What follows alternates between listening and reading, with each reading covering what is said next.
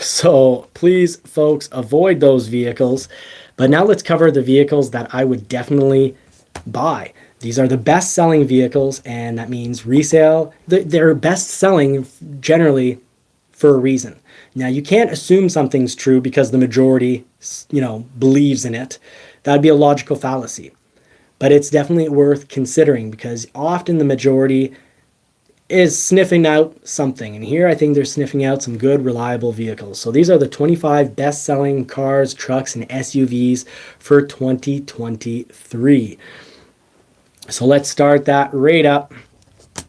So this is covered by Car and Driver. We're going to go through this list and I'm going to give you a little commentary on them. I'm Johnny from Johnny's Car Care and Reviews. Before we cover this whole list, how many they sold, what's good and bad about them, please hit the thumbs up button. Share this material with as many people as possible. And please help this family business out. Don't miss out. Hit the bell notification when you subscribe. You're helping to feed and dress those poodles and the young daughter, now almost 2 months old. So we've got a nice little family going on here, and this is a small family business. Thank you so much for everyone that's made it to the live. If you're watching this as a mini episode, please drop a comment what you think about each of these models. Now, in 25th position, you've got the Ford Escape, almost 141,000 units sold. I think the plug-in should be much more popular than it is. It's very reliable. Yes, it's front-wheel drive only, but for most people, you're going to get to work and back in all electric mode. And if not, if you've got 60 70 miles to get to work or more, let it, there is a button to force it to be all electric, but let it run as a very extremely efficient high miles per gallon hybrid and you'll be impressed. This is a fantastic vehicle and we're loving them here. We've got the Subaru Forester with 152,000, 560,000 sold. Any Subaru that doesn't have a turbo in it generally doesn't worry me. Subarus that do have a turbo in them do worry me, especially if you get in your vehicle, start it right up, drive really quickly. But these are loved in the Maine and New Hampshire area, and the Subaru Forester has traditionally been a great vehicle. It's not one of the models that comes with a turboed engine that is, over boosted and likely to blow. The Mazda CX-5, yes, it is a very good vehicle, 153,800 units sold. Good reliability, good looks, great interiors. Mazda is doing the interior game really well. You've got the Jeep Wrangler with 156,581 units sold. Now in certain states, you'll only be able to get a plug-in, and that's going to drive some people wild. But you can also, very expensive, very rare, but you've got a 392 version, and that has, a 392 V8, and it's got an amazing sound, and it is a power pig. Most people poo-poo on the 4-cylinder 4xe plug-in version. I think it's got a ton of torque, and it's definitely worth considering because you can get great fuel economy with a ton of torque and fantastic top options. Like this top right here, it's both metal on the sides for appearance, but then you've got a button, and that rag top, cloth top is going to pull back electronically. That's a really nice option. Now, of course, the front axle is solid, meaning at high speeds and really all speeds, you're going to get a lot more shake, and you're going to feel that through the steering wheel. So you're going to be more involved with driving this vehicle. Subaru Crosstrek, 159,193 units sold. Very popular model. Subaru fans are extremely loyal, and there must be something to that. Now, most of the people that I've known that have had a Subaru WRX STI, the turboed model, a lot of them have had, that I know, have had, pretty much all of them that I've known, except for one, have had engine issues. But in the non-turboed models, or if you're a respectful driver and you don't, turn the key and start pounding on it, they'll be reliable. And that's part of the reason why Subarus are off, on this list several times. You've got the Outback here at 161,814 units sold. You've got the Toyota Highlander, no surprises there. Great resale value, great reliability. Not the most exciting interiors. Toyota generally, I know them as really reliable. Generally, there's always exceptions. Everyone has their problems. Every model has a few that, go into the bad luck bin, but generally really reliable and a little boring, to sometimes extremely boring. Ford Explorer, 186,799 units sold. And that's surprising because we Ford dealers did not have nearly enough of these. Often, many months. We went months without having any on the lot. Now the 2.3 liter, 4-cylinder turbo engine, good, reliable, powerful. You can also get an ST version, and the ST version has a 3-liter twin turbo V6, and that thing is an absolute beast and a blast to drive. But the 2.3 liter nonetheless is quite a bit of fun to drive. It's a good power plant for the vehicle. You've got the Honda Accord here with almost 198,000 units sold.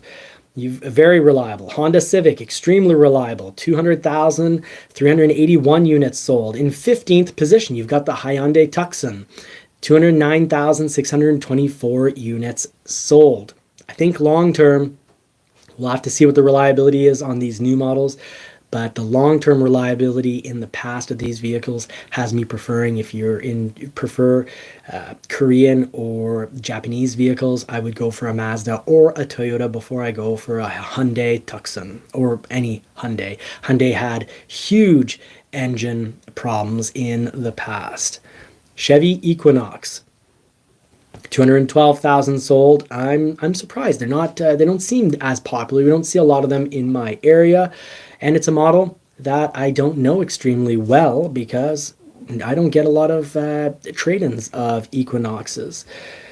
We'll have to check out Consumer Reports to see what their customers, the owners who pay to their yearly fee or monthly fee to be part of Consumer Reports. We'll have to see what they have to say about the Equinox.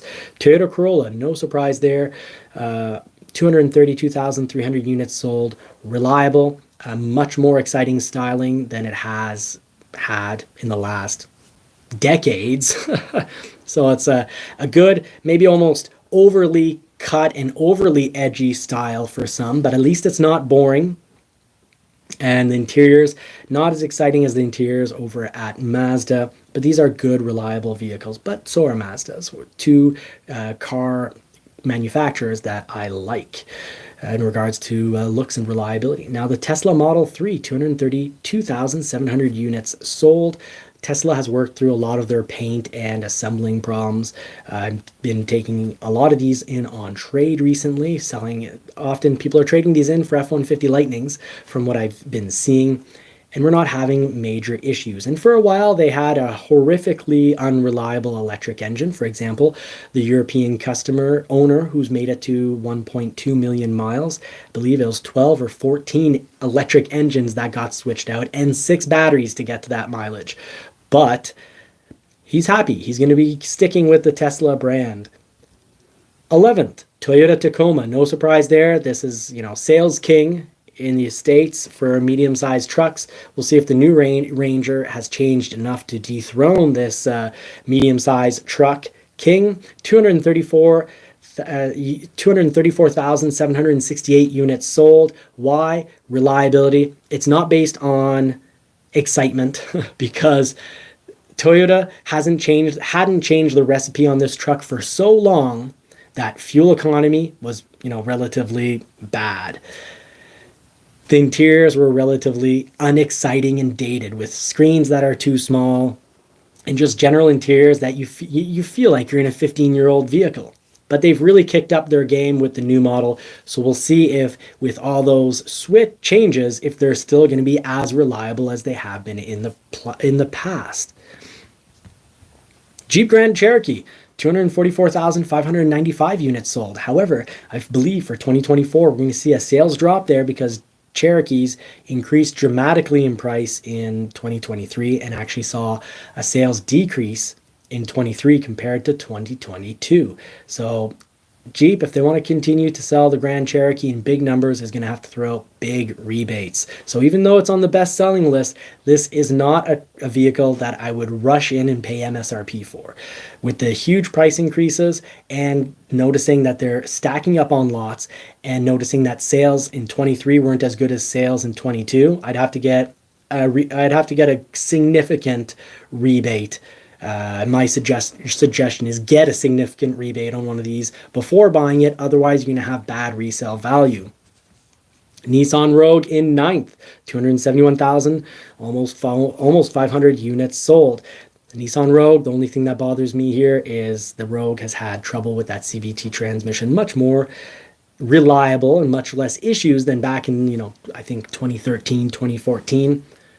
But the name is burnt for me. So if you've got a Nissan Rogue that's, 5 years old with a ton of mileage and it's been treating you really well, let us know. But no model is ever entirely bad or entirely good. There'll always be a percentage of error. And it's all about how major are those errors and how big is that percentage of error. Toyota Camry, great vehicle. Its major issue in the past was how incredibly boring it was to drive, how incredibly boring it was to look at. But look at this. Look, I can't believe it.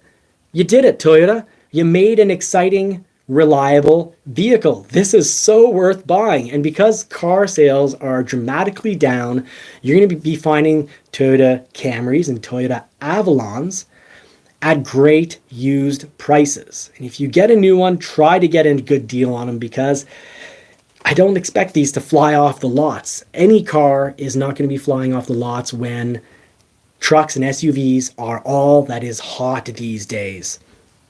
That's a great looking vehicle, great reliability. Let's hope they nailed the interior, but they did. The interior is so much better than it was in the previous model and all the models decades before that. GMC Sierra in 7th position, 295,000 units sold. You've got the Honda CR-V here with 361,000 units sold. Now, I can't remember, but I thought the CR-V's running on a CVT transmission. If so, I wouldn't touch it with a 10-foot pole. The rest, it means I would suspect that there's a high likelihood that the entire vehicle will be great. But if it's on a CVT, you're playing with fire. Now, you go over to the Tesla Model Y. You've got, 385,000 units sold. And like I said earlier, they've worked out a lot of their bugs when it comes to assembling, so the panels aren't, all oddly spaced. So far, it's seeming like now they've got their paint issues worked out, and they're technologically very impressive. So if you like electric vehicles, that's one to consider. You've got the Toyota RAV4 here with almost 435,000 units sold. Very reliable. I can almost say that the style is nice. It's a reliable vehicle, and your resale is going to be great on a Toyota SUV. You've got the Ram pickup with 444,000 units sold, almost 445,000 units. All I can say here, folks, is get a rebate on it. Ram prices increased dramatically, and they used to always have month after month $10,000 to $15,000 in rebates, and then they increased the price dramatically. So if you don't want to be stuck with bad resale value, you got to work on getting a $10,000 or more rebate on one now, especially if it's the classic edition.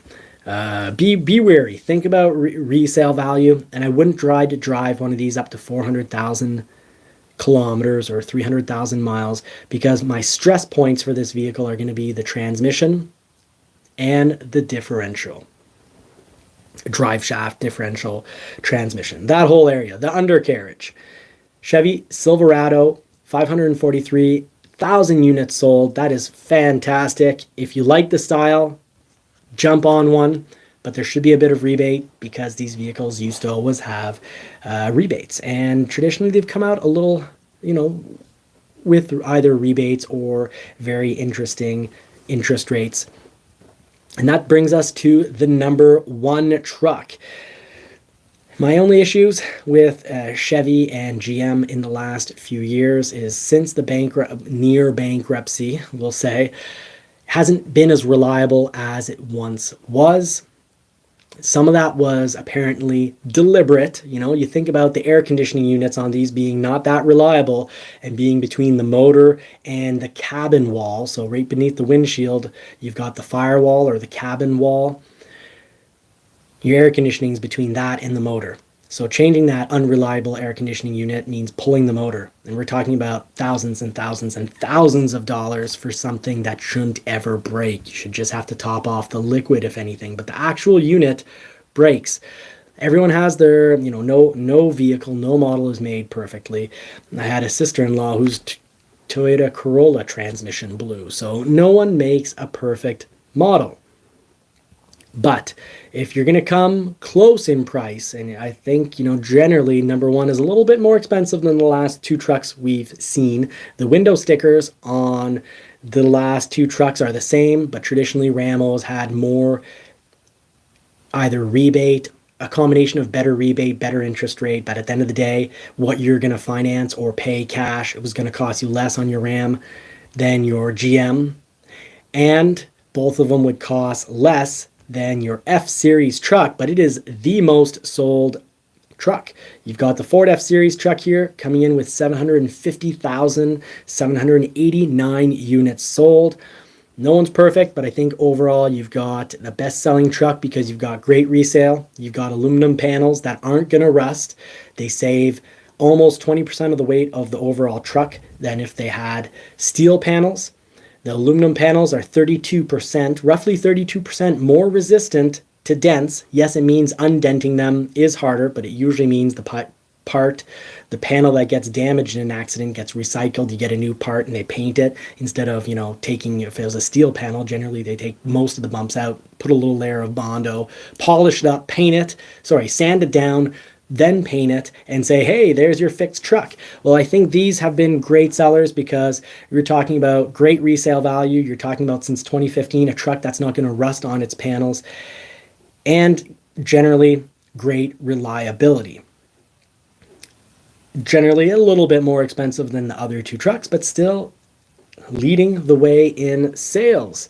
So that, let's see, 750,000 units versus 543,000 units. That is a big difference. Now, the F-Series, that means they're also going to be counting their, their 250s and 350s. But these are great sellers. 15% sales increase in 2023 versus 2022. So those are your models. These are models that I'm not generally worried about whatsoever in regards to resale value, in regards to quality. So please consider these vehicles for your potential purchase. But do remember, don't pay over MSRP, and check out the build and price sites for all these vehicles so you make sure you pay the right price and save thousands of dollars. Now that's that for the show. That's our conclusion.